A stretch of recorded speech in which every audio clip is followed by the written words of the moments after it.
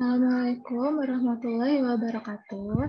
Saya Zafadi Irzani dari kelas 4B, program studi S1 Farmasi. Akan menjelaskan tentang Medication Therapy Management. Medication Therapy Management atau biasa disebut dengan MTM merupakan sebuah model pelayanan yang ditujukan untuk membantu permasalahan kesehatan umum dengan mencegah morbiditas dan mortalitas terkait dengan pengobatan, sehingga kualitas hidup pasien dapat meningkat. MTM ini pertama kali diterapkan secara nasional pada tahun 2006 untuk peserta program Medicare Part D di Amerika Serikat. Adapun definisi MTM menurut American Pharmacists Association itu berbagai layanan perawatan kesehatan yang diselenggarakan atau diadakan oleh apoteker dan tenaga kesehatan lainnya. Adapun tujuan dari Medication Therapy Management atau MTM diantaranya yaitu untuk mengoptimalkan hasil terapi yang diberikan kepada pasien, serta untuk menyadarkan pasien mengenai penyakit dan obat yang diterimanya, sehingga tingkat pengetahuan, kepatuhan, kualitas hidup, dan hasil akhir dari terapi dapat diraih pasien dengan seoptimal mungkin. Jadi dengan adanya program MTM ini diharapkan dapat meminimalisir angka terjadinya resiko efek samping obat, interaksi obat, kejadian polifarmasi, dan masalah terkait pengobatan lainnya. Adapun perbedaan MTM dengan pharmaceutical care. Pharmaceutical care sendiri menurut American Pharmacist ini didefinisikan sebagai pharmaceutical care yang berfokus atau berorientasi pada pasien sehingga dapat meningkatkan kualitas hidup pasien. Sedangkan Medication Therapy Management atau MTM ini dirancang untuk mengoptimasi hasil terapi pada pasien dengan meningkatkan pemahaman pasien terkait penyakit yang dideritanya, obat yang diterimanya dengan kolaborasi antara apoteker, dokter, dan tenaga kesehatan lainnya yang disesuaikan dengan evidence-based medicine atau EBM terkait dan kondisi pasien. Selanjutnya itu ada program Medication Therapy Management. Program MTM ini memiliki dampak positif yang besar dalam mempengaruhi hasil terapi pasien dan kualitas hidup pasien.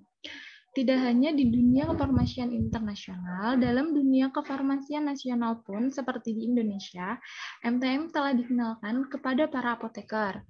Pada tahun 2018, terdapat kebijakan baru dalam sistem BPJS atau Badan Penyelenggara Jaminan Sosial, yaitu untuk pelayanan pasien PRB atau program rujuk balik akan berbasis MTM. PRB adalah program unggulan untuk pasien penyakit kronis, khususnya pasien diabetes mellitus, hipertensi, jantung, asma, PPOK atau paru-paru obstruktif kronis, epilepsi, stroke, skizofrenia atau gangguan mental, dan SLE atau penyakit lupus. Kemudian dalam pelaksanaan MTM ini terdapat beberapa tahap atau beberapa implementasi. Di antaranya itu yang pertama ada Medication Therapy Review atau MTR, yang kedua ada Personal Medication Record atau PMR, yang ketiga ada Medication Related Action Plan, kemudian yang keempat ada Intervention and or Referral, kemudian yang kelima ada Documentation and Follow Up. Di sini akan dijelaskan satu-satu masing-masing dari tahapan atau implementasi pelaksanaan MTM tersebut. Yang pertama adalah Medication Therapy Review atau MTR. MTR ini bertujuan untuk mendapatkan informasi spesifik mengenai pasien dan menilai ketepatan terapi yang diterima oleh pasien. MTR ini berhubungan antara pasien dan apoteker, karena memiliki tujuan untuk meningkatkan pengetahuan pasien mengenai pengobatan mereka.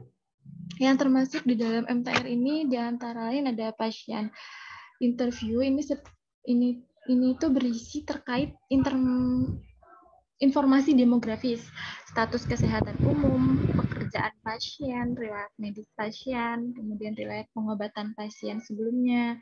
Selanjutnya itu ada hasil dari pemeriksaan laboratorium.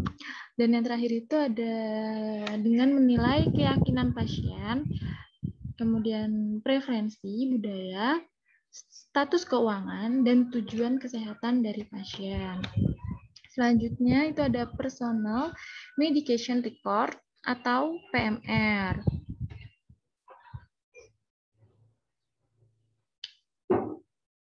Pada tahap ini, pasien akan menerima catatan lengkap obat yang dikonsumsi, yaitu biasanya berisi informasi untuk membantu pasien dalam menjalankan manajemen terapi keseluruhan yang diterimanya. Umumnya itu PMR dicatat secara elektronik, tetapi dapat pula dicatat secara manual. Yang termasuk dalam PMR ini diantara lain nama pasien, nomor telepon pasien, tanggal lahir pasien, kemudian selanjutnya itu ada tanda tangan pasien serta penyedia layanan kesehatan dan format apoteker. Kemudian ada medication alergi seperti apakah pasien tersebut memiliki alergi, kemudian reaksi apa yang terjadi ketika terjadi alergi tersebut. Kemudian ada medication seperti untuk setiap pengobatan itu dicantumkan nama obat, dosis, indikasi, tanggal memulai dan berhenti mengonsumsi obat, kemudian pesan dari dokter, dan petunjuk khusus penggunaan obat. Dan yang terakhir ini ada medication related problem atau DRP. Berikut ini merupakan contoh dari lembar medical record pasien. Di sini ada nama pasien, tanggal lahir pasien, kemudian nomor telepon pasien. Ada juga di sini emergency contact ya. Kemudian di sini ada nomor dan nama apoteker, kemudian ada apakah pasien tersebut memiliki alergi dan reaksi alergi apa yang terjadi saat ada alergi tersebut, kemudian ada other medication problem atau masalah pengobatan lainnya seperti interaksi obat dengan obat lain atau interaksi obat dengan makanan. Selanjutnya ada pertanyaan-pertanyaan dari dokter dan apoteker, kemudian di sini juga ada nama obat, kemudian dosisnya, kemudian ada tanggal memulai dan meminum obat, nama dokter, dan instruksi khusus jika pengobatan tersebut memiliki instruksi khusus dalam pengobatannya. Contohnya itu tablet sublingual yang digunakan pada pasien jantung, itu cara penggunaannya diletakkan di bawah lidah. Selanjutnya itu ada medication related action plan.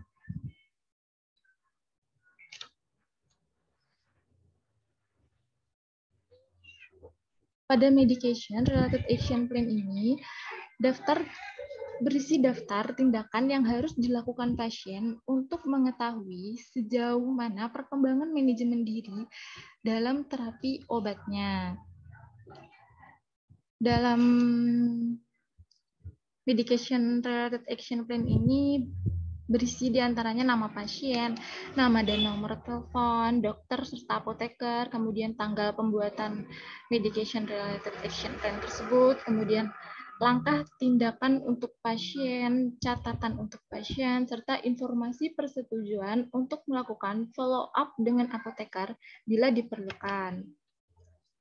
Ini merupakan contoh lembar dari medication related action plan. Di sini ada nama pasien, nama dokter dan nomor teleponnya, kemudian ada nama apoteker yang menangani dan nomor teleponnya, kemudian ada data pasien.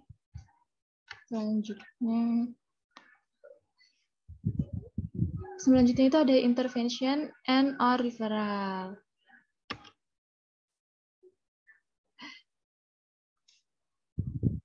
Pada tahap ini, apoteker memberikan konsultasi serta adanya intervensi untuk mengatasi masalah terkait pengobatan pasien.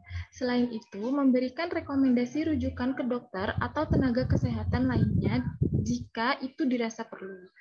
Intervensi ini dapat mencakup kolaborasi dengan dokter atau perawat kesehatan profesional lainnya untuk mengatasi masalah terkait obat atau potensial atau bekerja sama dengan pasien secara langsung.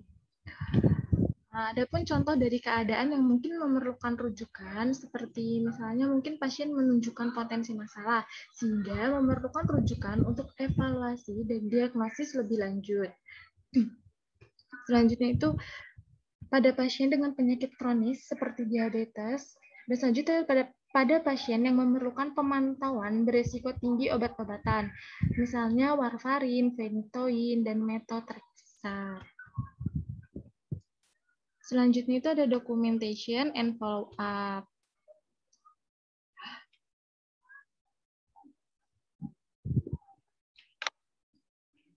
Pada dokumentasi ini harus dilakukan secara terus-menerus.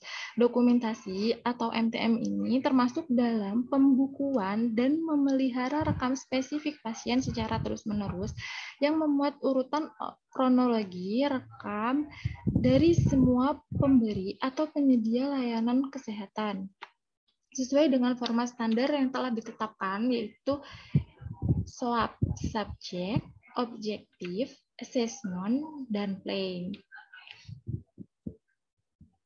Pada analisis subjektif itu biasanya berisi informasi yang dilaporkan oleh pasien, misal riwayat medis sebelumnya, riwayat keluarga, riwayat sosial, habis itu ada keluhan utama, alergi, reaksi obat yang merugikan sebelumnya. Kemudian pada analisis objektif itu berisi alergi yang diketahui, penyakit apa saja yang dimiliki, kemudian kondisinya seperti apa, kemudian hasil laboratoriumnya, tanda-tanda vitalnya, kemudian diagnostik, hasil pemeriksaan fisik, dan tinjauan sistem. Kemudian ada assessment, ini biasanya daftar masalah, penilaian masalah terkait obat. Kemudian ada plan, di sini itu tindakan profesional kesehatan apa yang dilakukan untuk membantu pasien mencapai tujuan kesehatan tertentu.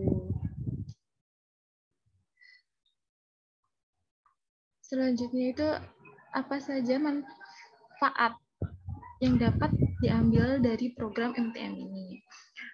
Dengan adanya program MTM ini, farmasi dapat mendapatkan manfaat yaitu mengidentifikasi masalah terkait obat, kemudian menjawab pertanyaan untuk pasien, dapat mengatasi masalah biaya dan menilai teknik administrasi, meningkatkan kepatuhan minum obat, memberikan edukasi dan konseling untuk meningkatkan pemahaman tentang obat-obatan. Sehingga dalam program MTM ini atau Medication Therapy Management ini pasien itu dapat paham mengenai obat-obatan yang diterimanya, sehingga meminimalisir kesalahpahaman tentang pemahaman penyakit mereka itu akan mengecil dan dapat memilih pola makan dan pola hidup yang baik untuk meningkatkan kualitas hidup dan mencapai target goals terapi pengobatan, sehingga dapat meningkatkan serta memperbaiki kualitas hidup pasien menjadi lebih baik dan mendapatkan outcome klinis yang diinginkan. Berikut ini merupakan referensi yang saya gunakan dalam materi-materi yang saya sampaikan. Terima kasih. Apabila ada kesalahan dalam materi ataupun dalam penyampaian, saya mohon maaf. Wassalamualaikum warahmatullahi wabarakatuh.